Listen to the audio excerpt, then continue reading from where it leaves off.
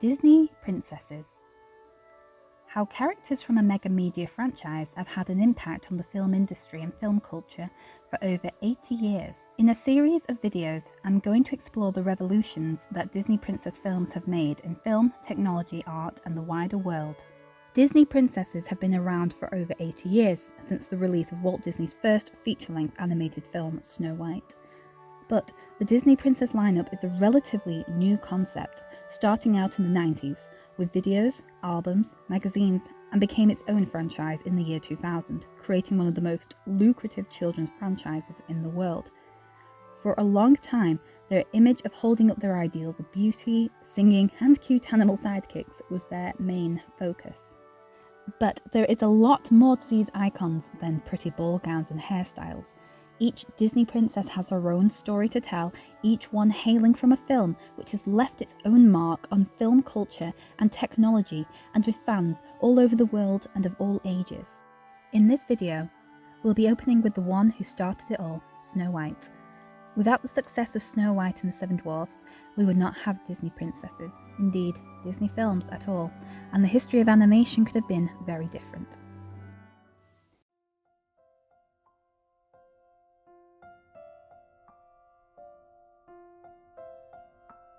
Mirror, mirror on the wall, who is the fairest one of all, is the infamous line from the story's antagonist, the Wicked Queen.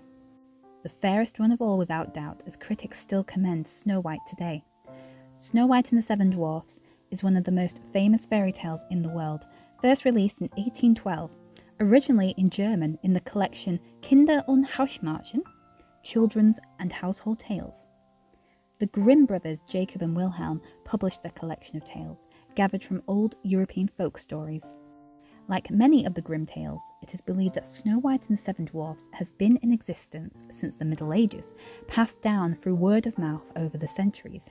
I won't retell the story of Snow White here, but if you do want to read the original fairy tale, you will be able to read it free online by following the link in the description. One of the most popular moral interpretations of the original fairy tale were that beauty and innocence were valuable in a woman, and to chase after intelligence and cunning, as the Queen did, is to be dangerous, and such a commodity could be perilous.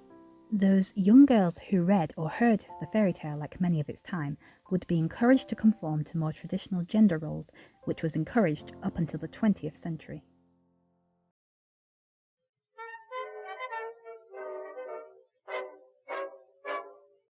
Walt Disney was just 15 years old when he came up with the idea to bring Snow White to the big screen. In early 1917, a silent film version of Snow White starring Marguerite Clark was being shown in his hometown, Kansas, on a large 4-screen projection.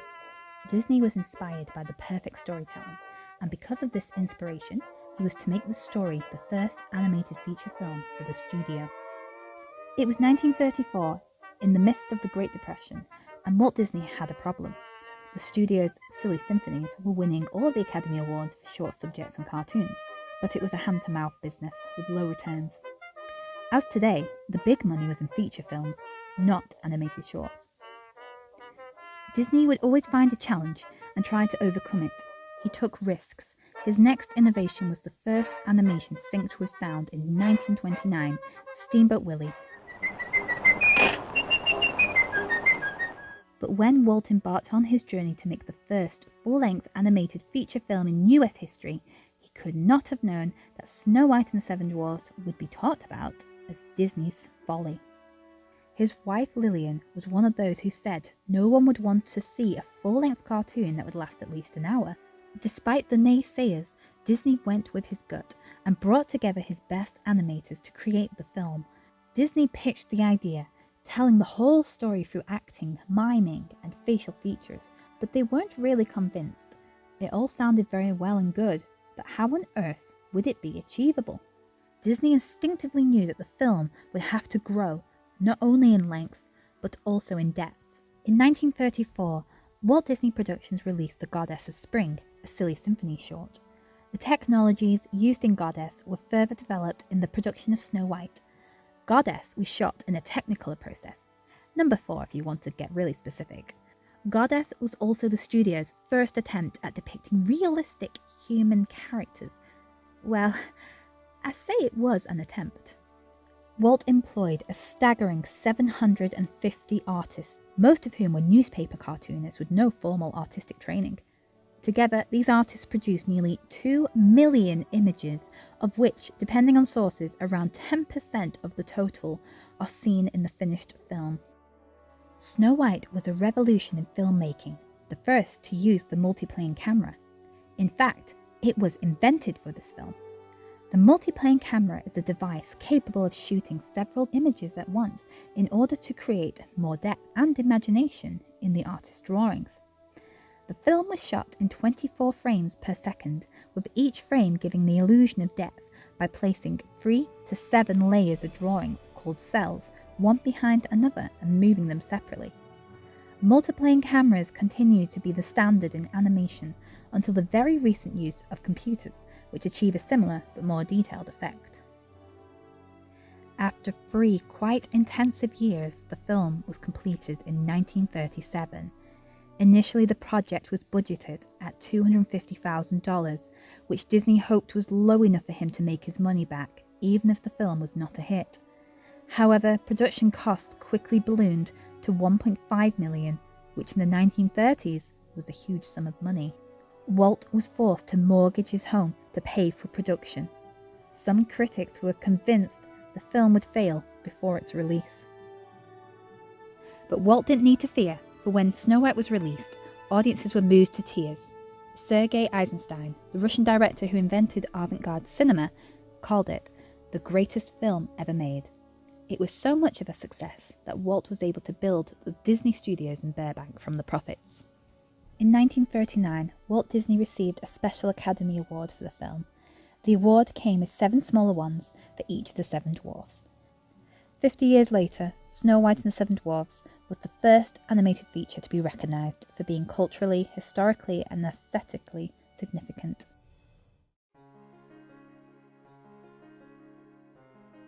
In this video and in later ones, I will also look at how the design of the princess was influenced by the era in which she was designed. Early concept art depicted Snow White as a blonde, the blonde bombshell being a popular style in the 1930s. However, it was her raven hair that became one of her defining physical characteristics. Snow's hair may make her seem childlike, but her hairstyle was very popular in the 30s. The major trends for hairstyles were all about waves. With a softer look than the sleek bob and tight ringlets of the 20s, women began wearing their hair in more feminine styles. The wavy hairstyle of the 1930s live on today, although many women wear their hair in less defined waves compared to decades past. Snow White also had a little help becoming the fairest of them all. The women in the ink and paint department applied real makeup to the cells. The blush gave Snow White a lifelike appearance and her famously rosy cheeks. Snow White's iconic yellow and blue dress, sometimes adorned with red cape, was partly inspired by fashion of the 30s, with puff sleeves being one of them. However, puff sleeves were also fashionable early in the 16th century, which is when most agree was the era Snow White was based in.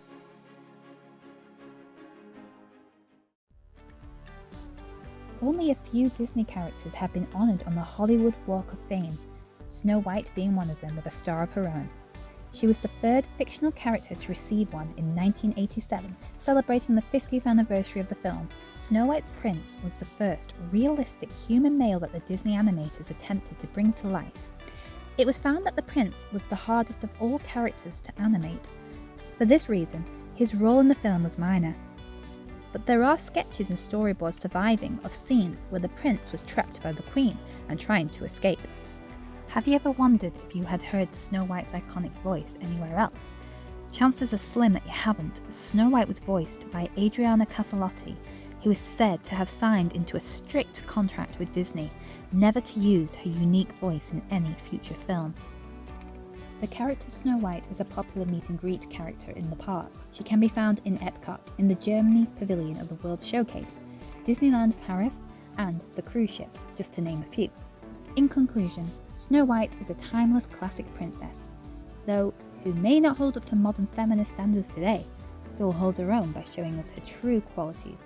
She's shown to be patient and hard-working, even in times of uncertainty. She does not fight her stepmother for her rights as a princess, but she does show kindness is a true superpower as she looks after others, keeps a positive mindset, and hopes for the future. even if all she does is sit and wait for her prince to come and rescue her. She rocks those baking skills, is kind to nature, and is shown to be a wonderful friend, which is nothing to be ashamed of. Next time, I'll be delving into Disney's next princess film, Cinderella. Is Snow White your favourite Disney princess? Was there anything new that you learned about her film? If you enjoyed this video, please like, subscribe, comment your thoughts, and check out what other Disney projects I have on my channel. Thank you for watching.